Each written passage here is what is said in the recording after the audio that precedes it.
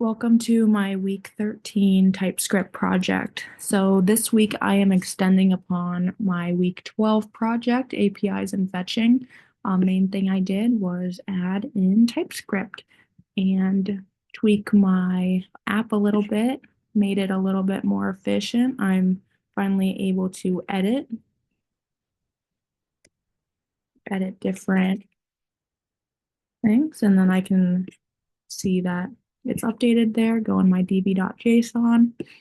And it's just saying, woo, I have my front end and back end properly speaking to each other. I can also go in and delete comments. So Tom, he's nowhere to be found now. I'll go in and add one to show as well.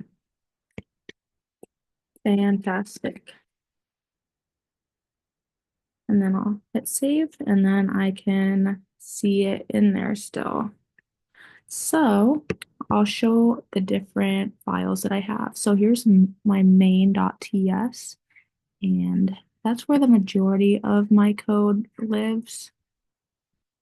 But then I also have some separated into their own files. So I have one for updates that I make to my form, and then I have my API.TypeScript. So I also have my index.html here, and I have my main.ts in my script tag.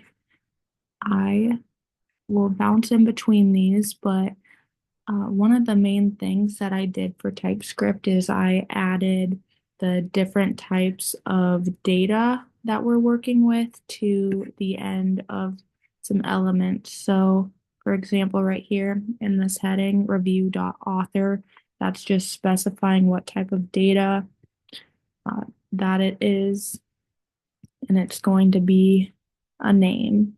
So it's a string, and then my text is also a string. I have some numbers in there as well. So I go in and define different types of data. And the whole point of doing that, here's another example, is to store the data properly and avoid errors, just overall make it easier to work with.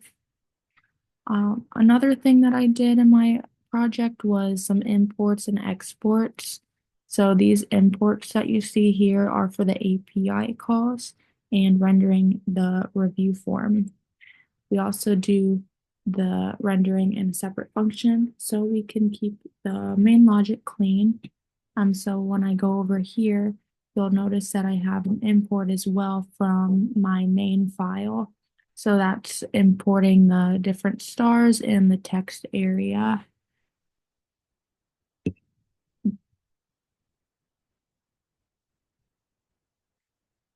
But yeah, this is my project. Thank you.